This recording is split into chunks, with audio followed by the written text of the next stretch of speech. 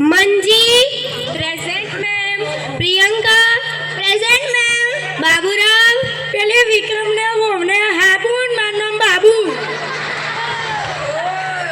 विक्रम हाजिर मैम, छगन छगन मगन सापरा लगन मगन आयो मैम, लालो વારિકાનો નાથ મારો રાજા રણ છોડ છે એને મને માયા લગાડી રે. બેસ બેસ હવે. કાલે કવિતા બાકી કરવા કીધું હતું, કોણ કરી લાવ્યું છે? હું બોલું.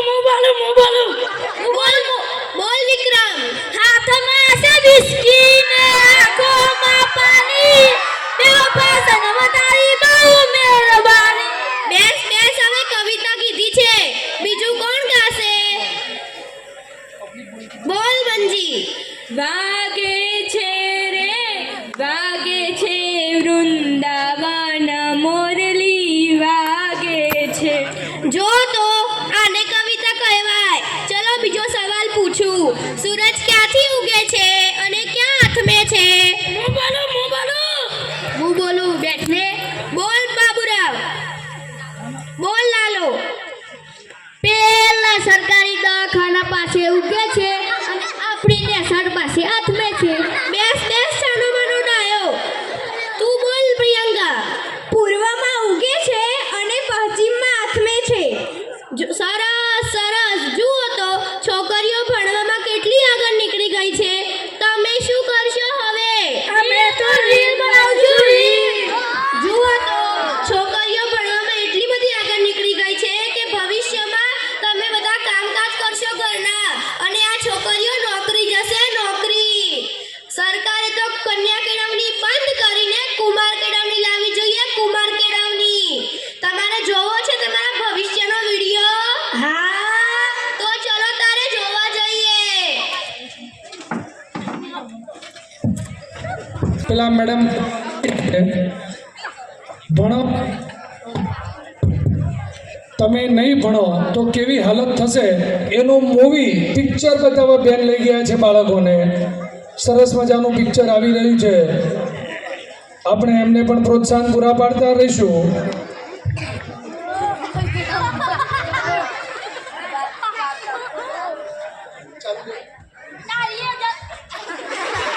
દારિયે જવાના રોના તો દારિયે જવાના, નહીં બનેલા તો દારિયે જવાના. દારિયે જવાના રોના તો દારિયે જવાના, કપડા ધોવાના નહીં બનેલા કપડા ધોવાના, કેનાલે બેહી કપડા ધોવાના. વાસણ ઘસવાના રોના તો વાસણ ઘસવાના, નહીં બનેલા હવે વાસણ ઘસવાના. જોવાના બાપાનો ફોન જોવાના, બનાવવાના ભણેલા નહીં ભણેલા રીલો બનાવવાના. તમારી હાલત શું થશે? તમે નહીં ભણો તો તમારું ભવિષ્ય બગડશે. જોયું ને? હા, તમે અત્યારે તમારું ભવિષ્ય એટલું આવશે કે તમે પોતાના જ ખેતરમાં દાડીએ જશો. દાડીએ તમારી જમીન વેચાઈ જશે. તમારું ઘર વેચવું પડશે. વેચવું છે તમારું ઘર? ના. ચાલો, તારે સમય થઈ ગયો છે તો બધા ઘરે જાવ. નમસ્તે ટીચર. નમસ્તે. મારા બેટા પહેલા તો કહેતા હતા નીકળી પડો ટીચર, અને અત્યારે સુધરી ગયા. આવા જ સુધરેલા રહેજો, ને તો સરકારે કન્યા કેળવણી બંધ કરીને કુમાર કેળવણી લાવવી પડશે. કુમાર કેળવણી. 3 નાટક શોર્ટ અને ત્રિઅંકી છે.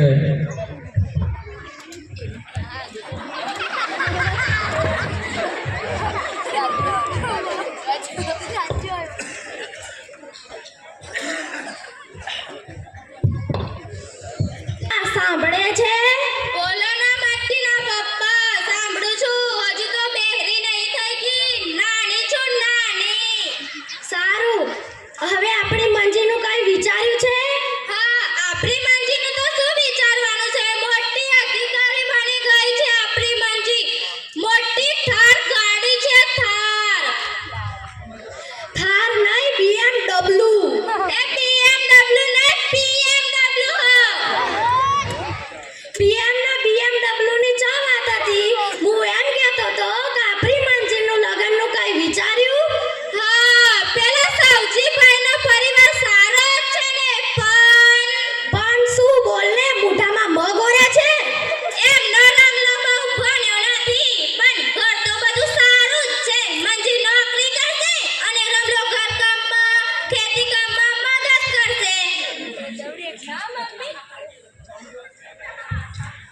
ના મમ્મી ના, મારે તો ભણેલા છોકરા સાથે જ લગ્ન કરવા છે. ભલે થોડું કમાશે પણ પોતાની જાતે કમાશે. ક્યાં સુધી મા બાપ પર આધાર રાખવો? બેટા આપણે સૌજીના ઘરે દહેજ ઓછું આપશું તો પણ ચાલશે. આજે 21મી સદીમાં અમે ભણેલા લોકો દહેજ પ્રથા બંધ કરીશું, જેથી કોઈને પોતાની જમીન વેચવી ન પડે, પોતાનું ઘર ગીરવે ન મૂકવું પડે અને લોન પણ ન લેવી પડે. આવો આવો તમન્ના બેન, કેમ પધાર્યા?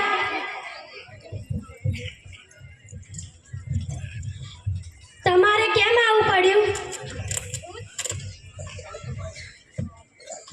હું તમારી દીકરી માટે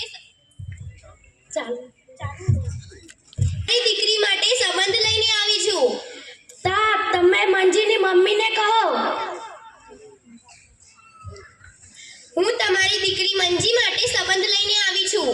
સારું, પણ એ ભણેલો ગણેલો જોઈએ. મારી દીકરી મંજુ તો બહુ મોટી અધિકારી બની ગઈ છે. અધિકારી. તેને અબ્બલ છોકરા સાથે લગ્ન કરવા પસંદ જ નથી.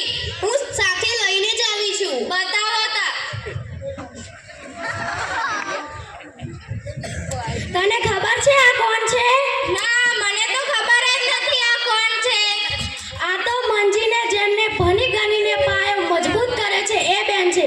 આમનું નામ તમન્ના બેન છે. મને તો ખબર જ નથી આ તમન્ના બેન છે. મંજીને મોટો પાયો કર્યો છે.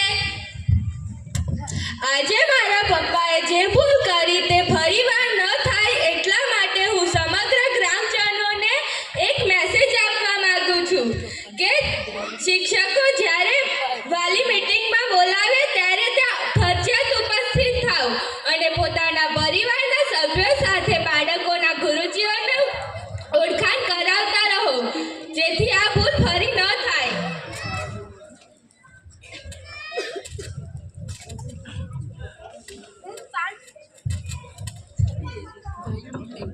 હું 5 છોકરા લઈને આવી છું. બતાવો તા 5 છોકરા કેવા છે. આનું નામ છે મગન. તમે કેટલું ભણેલા છો? હું 7 ફેલ છું અને ઘર કામ કરું છું.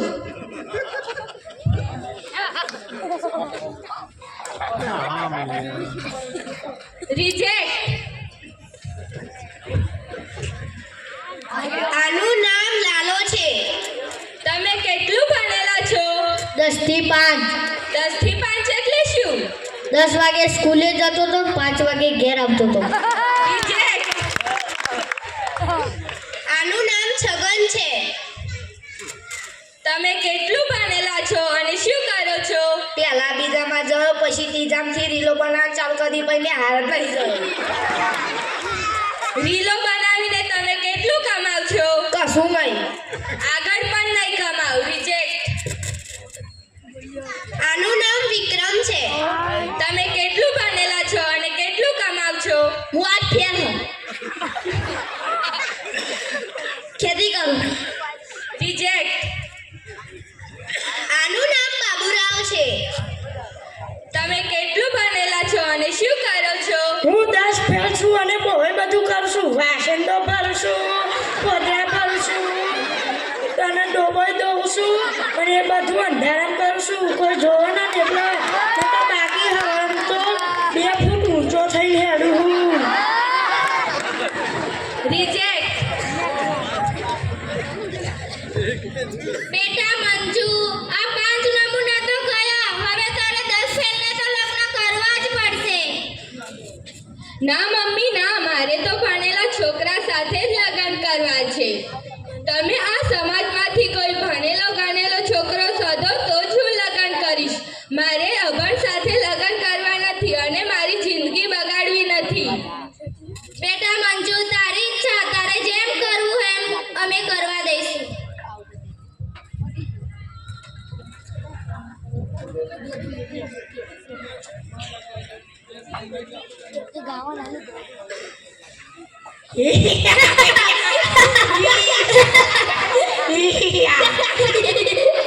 જોઈ લે, એટલે અમે તમને કહેવા માંગીએ છીએ કે તમારા છોકરાઓને ભણાવો અને ગણાવો, નહીં તારો ઓઢા મળો